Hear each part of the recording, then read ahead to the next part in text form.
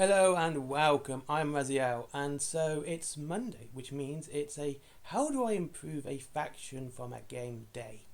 And as I'm going through all of the Wild West Exodus factions right now, I will continue with the Union. Now, the Union is an absolutely fantastic faction. They are in most of the dystopian age. Actually, I think they're in all of them actually. Yes, you can have the Secret Service in Mythos. You've got many posses in Wild West Exodus. You have many fleets in the Dystopian Wars, and they're going to be a player in Armoured Clash as well. So they are really one of the big factions of the setting, and my gosh, aren't they great? They are really, really good, and their lore is brilliant. However, as always, I will talk about the lore and things I think would need improving on it. And what's not to love of a Union when you have models like Theodore Roosevelt riding a dinosaur, and you have characters such as Abraham Lincoln not being assassinated, and Odysseus Grant, and Nikola Tesla. And you've got so many great characters here, so many ways to explore even further how good they are. Now, the first one I want to explore is Odysseus Grant. He is not the good guy. He is very much not a good guy. He is a bitter and twisted individual.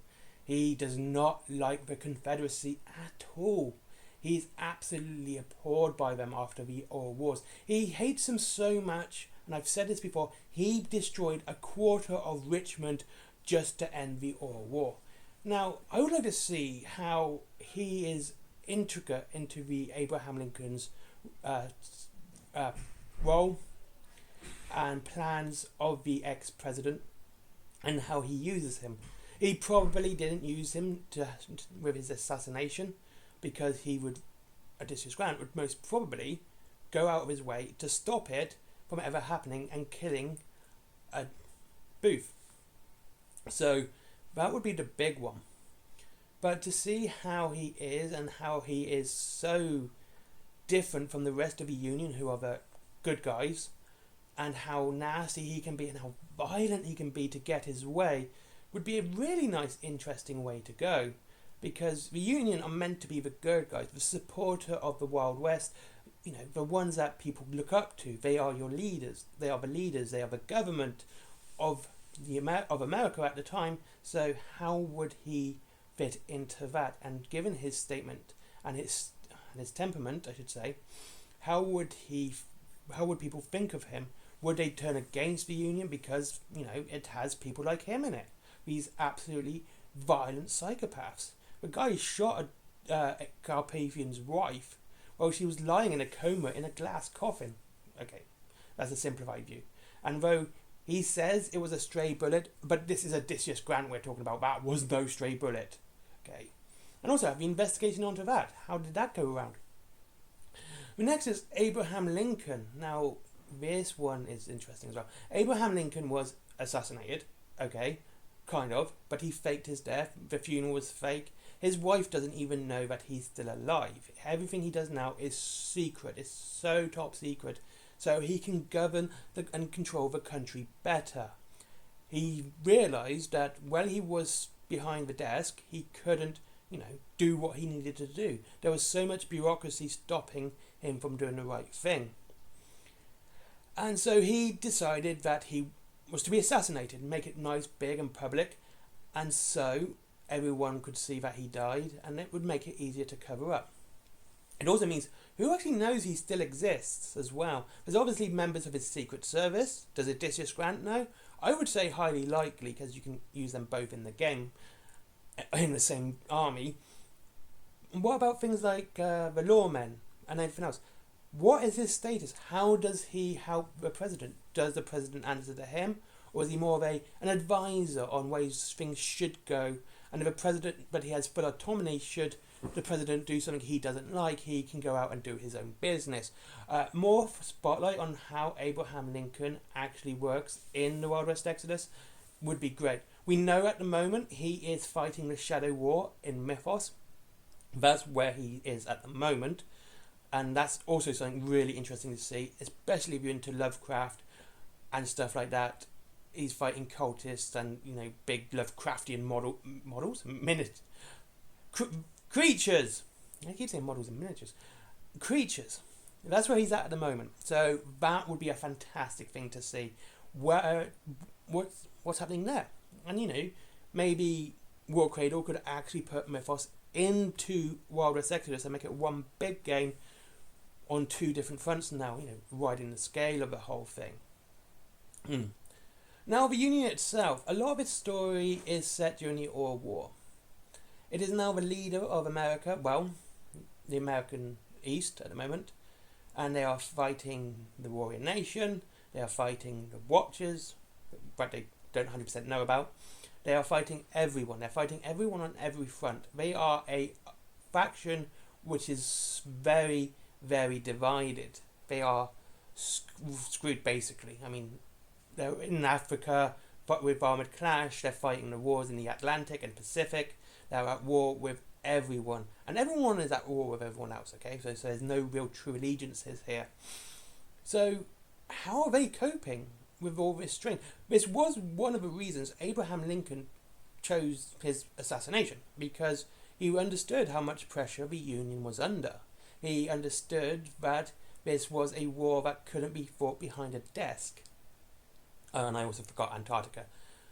And so that's why he went the path he did. So what are the Union doing? Are they taxing the people? Are we having issues within cities and places where, you know, the taxation is incredibly high and people are starting to feel the pressure of all these wars, and, you know, it's actually hurting them at home? And how is the Union trying to, you know, counter that?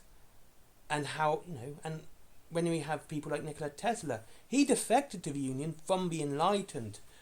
And we don't get much story about that. We do get a little bit. And the biggest reason he defected was the way the Enlightened were working. The Enlightened were selling weapons to both sides, making it almost impossible for the war to end. And that was their end goal. It was money off guns, so the war would continue. It was in a stalemate. Nikola Tesla joining the Union changed all that. He suddenly started giving them weapons and, you know, vehicles and everything else, which suddenly gave the edge to the Union. And he felt really guilty about what happened to Richmond as well, because obviously it was his weapons that were doing it, so he felt really guilty about doing that. So, but how did he defect? How did he defect? Who did he talk to? Did he talk to Abraham Lincoln, or did he talk to the president at the time? Or did he just sort of like throw his arms up and say, look guys, I'm leaving the Enlightened, I want to be on your side? You know, how did he defect? I would like to see more of that story come out. I think that would be a really interesting one to see. I think a lot of the Union story needs to have a bit of a deeper dive within certain characters and their actions and how they fit into the universe themselves, and actually sort of find out, like, how does Abraham Lincoln work? You know, obviously he doesn't work openly, but like, who does he answer to? Or does the president answer to him, sort of thing? How did Nikola Tesla defect? How did Odysseus Grant? You know, how is he coping at the moment? You know, he's fighting all the time. Is what's going through his mind? This guy's a psychopath. It would be interesting to see this really kind of bad guy and how he works within this good faction and how he fits. Anyway, that's today's video. This is, of course, probably going to get people talking about how political it is, given the usual title, as I always do. But you never know. So there's that. And thank you very much for watching. As always, leave your comments down below. I always like to read those. I should better say subscribe now as well. You know, just as well say that. Subscribe and like, because business and stuff. And there is Wayland Games. If you want to buy some Union stuff, that's the best place to go. And my god, the starter set has a great Union starter faction there. It has Iron Horses, Tesla Bots, Nikola Tesla, Liberty Bell, and the other guy, which I can't remember his name, but he's good anyway, in there. You also got the Enlightened as well, and you get quite a bit for them too. But like I said, this is a Union video, so you can get stuff like the Secret Service Posse, the legendary Abraham Lincoln, and all those other cool Union models. There is Forbidden Planet for comics, merchandise, t-shirts, movie stuff, toys, all the cool stuff that everyone loves. There is also my merchandise for t-shirts, cups, mugs, travel cups, and stickers, and notebooks and bags. There is also my comic as well. That's down below if you wish to give that a read.